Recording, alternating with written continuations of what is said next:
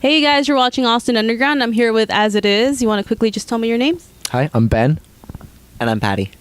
Okay, awesome, you guys. So this is your last day on the Made in America tour, and you're going to Europe. What are you guys excited? What are you happy to go and see in Europe? Just to be home, you know? We're jumping ahead. We're happy to go home for a little bit first. Yeah. Because we've just come from literally doing Europe, flew straight from Europe to America, and then doing America. But I think, I'm really excited to already just for that tour. Excited for a bit of time first. Yeah. But that's It's been a long year. It's been a busy year. Released a record, did over 100 shows. And yeah, it's just gonna be nice to sleep and get ready for album 3, and then do that headline in Europe and UK. That's gonna be pretty cool. Yeah. Awesome. So you guys, if you guys got a call from anyone, they're like, we want to sponsor you and give you an unlimited supply of something to go on your Europe tour, what would it be? Does it have to be strictly European, or is it just kind of Just anything. It can be an animal, it can be food, anything. I don't know.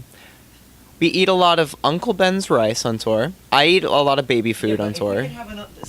You're getting the question all wrong. If we could have an unlimited supply of anything, why would you settle for what we just usually have? Why not have the highest grade rice possible? What would be the highest grade rice? I don't know. Some fancy rice companies, some artisan rice. Fancy ass rice. There it is. Oh my god, it's so funny. So you guys also, That's probably the worst answer to that question you've ever had. Fancy rice. No, that's fine. So you guys also released a new album. You've guys been doing super well with it. I feel like not all artists are at that point yet. What was the biggest struggle for you guys in the music industry, and what would you say helped you keep you motivated for those people out there that need a little push? I think it's stereotypically the biggest struggle of writing your second record is it's a phrase. It's you have your entire life to write your first record, and then once you've kind of set this bar and the standard, and everyone has a preconception about your band, and you have certain ambitions, and you have a certain direction you'd like to take things in, there's a lot that kind of mentally contributes to kind of writer's block and struggles, and just kind of trying to find your sense of identity and trying to write stuff that you're certain is good enough. It happens a lot where you write something, you feel great about it, and then you reflect on it and you're like, actually that's not as good as it felt when we wrote it. Sometimes the opposite, you write something that's kind of you feel is garbage and you're like, okay, there's something there. But it's just kind of the biggest struggle is to kind of overcome your own mental obstacles and try to write something that you believe in and that you feel is not only as good as your first release, but has improved and equally is taken you in the right direction, a direction that you like, and a direction where your fans embrace it and come with you, and maybe you attract some new people along the way. I think that's the thing, is it's just a very big mental battle writing what follows your first record.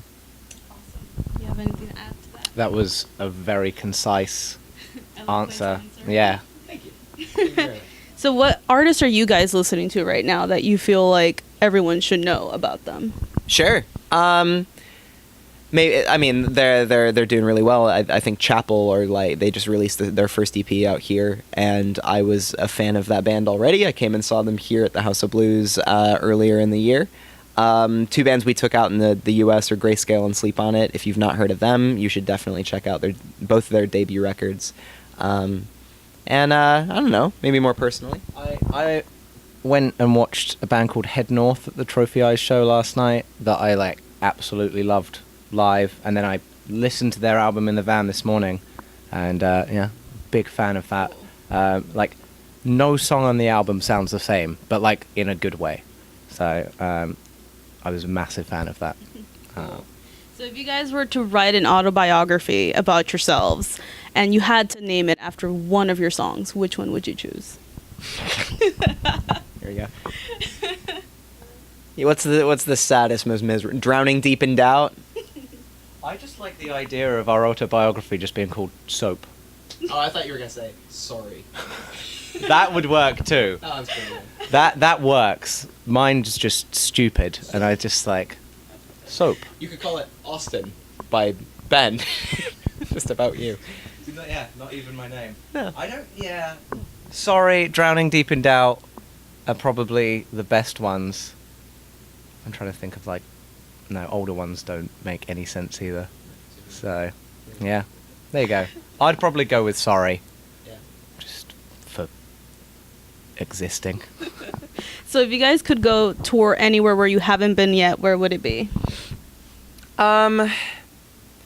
We haven't seen a whole lot of Asia just yet. We've gotten to play in Japan and the Philippines. I'd love to keep exploring Asia a little bit. We haven't done South or Central America. Come to Brazil. That would be a big one. Brazil? Yeah, I would like to fulfill the come to Brazil Very requests. strong fan base between there and Mexico, and I don't know, where else? Just kind of anywhere. I mean, there's nowhere we don't want to go. It's like we just love to be like, you know, this is like a really lucky position we're in, and I think we just kind of want to enjoy it while it's here and do as much as possible while we're able to. I guess. Yeah, it's weird that We're like at a point where it's actually rarer to go somewhere new. so like it's nice when that happens. Like we're going to Poland for the first time. We've never been that far east in Europe before. That would be nice. But I'm hoping we get to go to some new Places next year. Well, thank you guys so much for hanging out with me for a bit, and you. thank you guys for watching Austin Underground.